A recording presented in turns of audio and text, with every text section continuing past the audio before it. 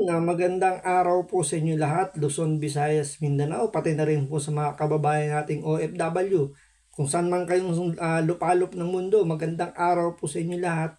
Welcome po sa panibagong reaction video dito sa Makapili TV. Ngayon ito, good news mga katropa. Naglabas na po ng senatorial slate ang Makabayan Black. So talagang desidido po silang tumakbo sa pagka-senador. At meron na naman silang siguradong iiwan ng mga tatakbo para sa mga babakante nilang pwesto sa Kongreso. So siyempre, kumbaga graduate na sila sa Kongreso, pagiging congressman, ipapasa naman nila yung kanilang magiging upuan sa mga susunod na, alam niyo, mga maninira ng ating bayan. So yung mga sinasabi nilang mga supporter daw di umano ng mga NPA, nagpaplano na pong tumakbo sa Senado. Siyempre, mas malaki yung budget at mas malaki yung kanilang magiging kapangyarihan kapag sila ay naupong bilang senador. So, kilalanin natin, alamin natin kung sino-sino itong mga tatakbo na senador under po ng Makabayan Black. So, bago natin simulan yung topic na yan, kung hindi ka pa nakasubscribe sa Makapili TV, baka pwede naman po pakipindot po muna yung subscribe button. At the same time, palike na rin po ng video, palike na rin ng video. Wala naman pong bayad dyan, kaya pindot na. So ito, panoorin po natin itong balitang to. Inanunsyo na ng Makabayan Black ang kanilang senatorial slate para sa 2025 elections. Nasa frontline balitang yan si Kari Cator. Iboto natin ang taong bayan sa Senado. Kasabay ng paggunita sa Araw ng Mga Bayani, opisyal nang idineklara ng Makabayan Coalition ang bubuo sa kanilang senatorial slate para sa 2025 elections. 3 sa pinakabagong miyembro ng kanilang roster, sina Filipino Nurses United Secretary General Jocelyn Andamo, Piston National President Body Floranda at kadamay Secretary General Mimi Doringo. Nauna nang inanunsyo ng Makabayan ang 7 sa kanilang mga kandidato. Kabilang dyan sina ACT Teachers Party List Representative Franz Castro, Gabriela Party List Representative Arlene Brosas, dating Bayan Representative Teddy Casino at dating NAPC Lead Convenor Liza Masa. Layunin daw ng Makabayan na palakasin ang boses ng mga Pilipino mula sa iba't ibang sektor ng lipunan. Para magsulong ng bagong politika, panahon na para itakwil yung Magsulong daw ng bagong politika. Pero ang mga tatakbo mga dati ng politiko. Mga dati nang naupo at wala naman nangyari. Mga dati nang naupo at dati nang nakipaglaban sa gobyerno, pero still magulo pa rin ang Pilipinas. So yan ba yung bagong politiko na sinasabi ninyo na isusulong ninyo yung bagong politika? Hindi nyo maipaliwanag kung saan nyo dinadala yung mga budget ng mga, kung ba itong mga nakaupong kongresista na to na hindi nga nila pinapaliwanag saan nila dinadala yung kanilang mga budget. Ang lakas nilang manita sa Vice President, tanungin kung saan ginagastos yung kanyang budget. Pero itong mga kongresistang to, hindi naman nila maipaliwanag din kung saan nila dinadala yung kanilang mga budget. Di ba napakalaking kalokohan na mamahid ka ng putik sa mukha ng ibang tao, sa ibang kalaban ninyo, pero yung putik ng mukha ninyo, hindi nyo man lang tingnan sa salamin kung makapal na rin yung putik. So, at the same time, ang lakas ng loob tumakbo nga senador, yung isa dyan, convicted naman po ng child abuse.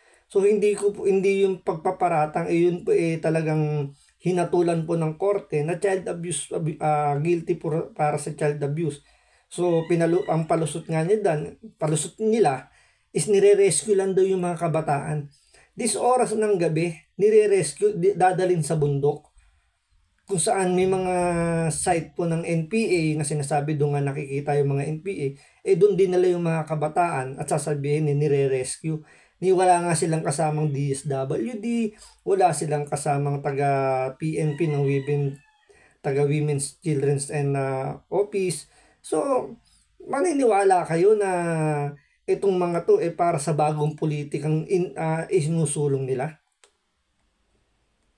boses ng ilan lang naman na matagal na na nandyan sa Senado. Para sa mga mambabatas na sina Brosas at Castro, malaki ang maitutulong sa pagsulong ng kanilang mga hangarin sakaling mabigyan ng pagkakataong umupo sa Senado. So malaki yung maitutulong nila na palakasin uli. Kasi ito, sinasabi nila itong mga to is sympathizer daw. So sabi nila sympathizer daw to ng mga NPA. So palalakasin daw nila yung grupo uli. Sabi nila, hindi natin alam kung grupo yung sinasabi nila palalakasin, pero syempre kung tatanungin mo yung mga Duterte supporter, malamang alam na nila kung saan dadalhin yung budget. Dahil nga humihina na yung pwersa ng kanilang tinutulungan, kailangan palakasin. So tatakbo sila sa mas mataas na pwesto para siyempre nga naman kung halimbawa makalusot nga naman sila. So 7 yan.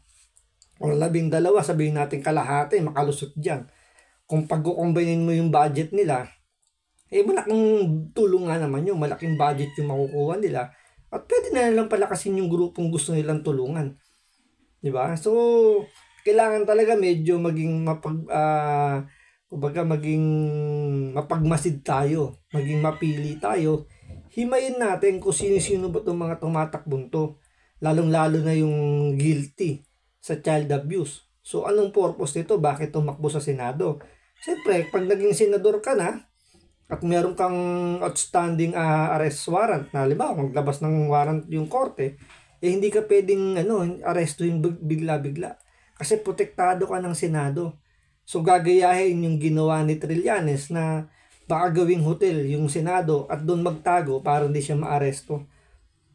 Diba? Kasi pwedeng siyempre, pagtatanggol yan ni Trillanes, sigurado, sasabihin ni Trillanes dyan, yun, pribilehiyo ng senadora yan. Hindi nyo pwedeng arestuhin yan.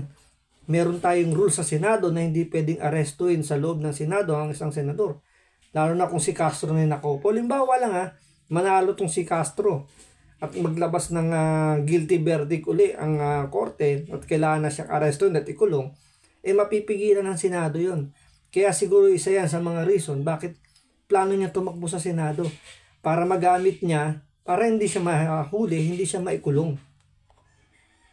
Sa Senado po, marami tayong magagawa. Kasi kung napansin ninyo, ng mga nakaraan, hindi talaga pumapasa yung mga makataong batas doon sa Senado at kailangan talaga ng malaking push para sa atin. Nakita nyo naman yung track record ng Makabayan sa Kongreso. Kitang-kita namin yung track ninyo.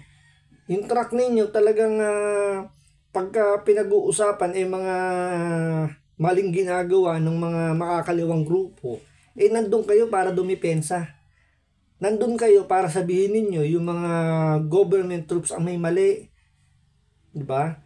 Pero yung mga ginagawa ng NPA, hindi nyo man lang makondena. Harap-harapang nag-recruit ng mga kabataan, harap-harapang gumagawa ng hindi maganda, pero hindi nyo makondena. Ang sasabihin nyo lang, kasuhan ninyo. Pagkatapos kasuhan, sasabihin nyo, human rights violation po yan. Yan po yung klase ng mga tatakbong senador.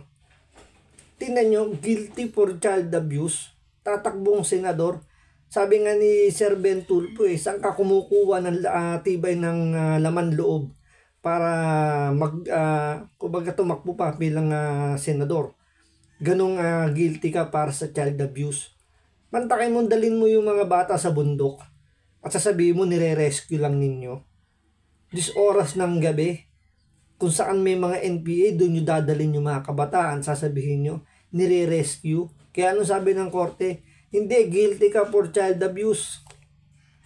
Kahit natatatlo lang kami sa Kongreso, ay umaalingaw-ngaw ang boses namin.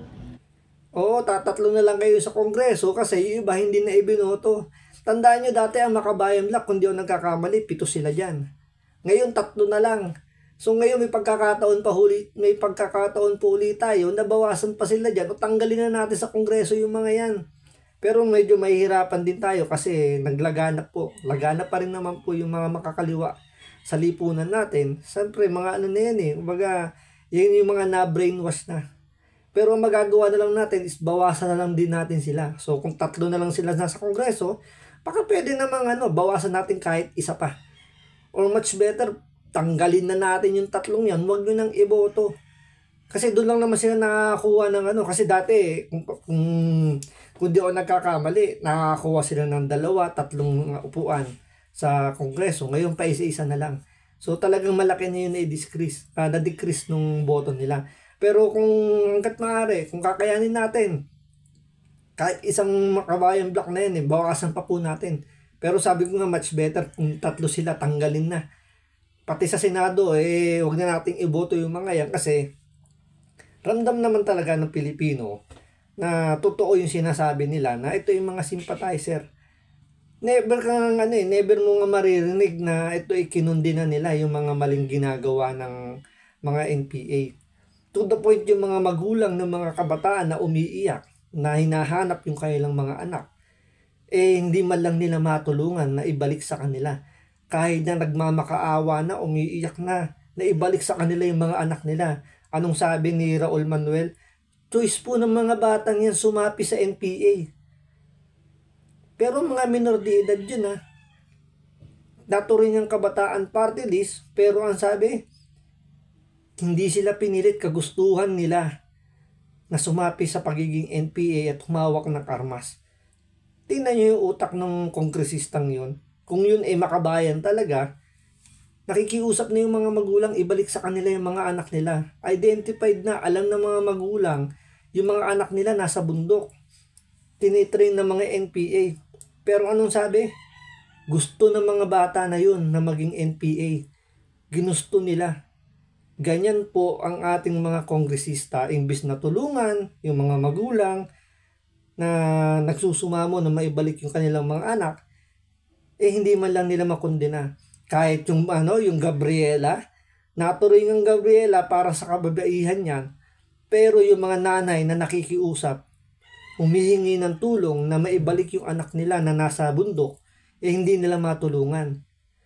Considering nanay yung nakikiusap babae yun, Gabriela party list, humihingi ng tulong sa inyo na yung mga anak nila kinuha ng NPA, wala man lang kayong ginawa.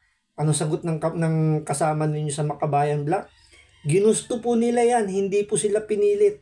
Ginusto nila maging NPA, gusto nilang lumaban sa mga pulis, sa mga sundalo, so be it. Diba? Yun ang sabi po ni Raul Manuel, yung representative po ng Kabataan Party List. Laban sa korupsyon, laban sa pang-aabuso. Iaanunsyo raw ng Makabayan ang kanilang 11th senatorial candidate sa mga susunod na araw. Bukas naman silang tumanggap ng ibang kandidato sa labas ng kanilang grupo. Nagbabalita mula sa Frontline. Ngayon po mga kababayan, nasa atin po ang decision po. Kung itong mga makakaliwang sympathizer na to, bibigyan nyo ng pagkakataon na maupo bilang mga senador, makabalik sa Kongreso or makapaglagay sila ng tao uli sa Kongreso. So nasa atin po yung kapangyarihan na yan. Sana po maging mas matalino tayong pumili ng ating mga iluluklok diyan. Tandaan po ninyo, tayo po yung magsusulat. Tayo po yung may kapangyarihan na ilagay sa ating mga balota yung mga pangalan ng mga to. Kung ito yung iboboto pa natin, pero kung ako po ninyong tatanungin, wag na po. Nang medyo umayos-ayos naman po yung bansa natin dahil sa isa ito sa mga nagpapagulo, tandaan po ninyo, never po nilang kinundi na yung mga ginawa o ginagawa ng mga NPA. Never nilang kinundi na, never nilang tinulungan yung mga magulang na umiiyak, na mahanap or maibalik sa kanila yung kanilang mga anak na kinuha, binrainwash ng mga NPA. So, nasa inyo na po yan. Maraming salamat po. Hanggang dito na po muna. Ingat po kayo lagi. God bless.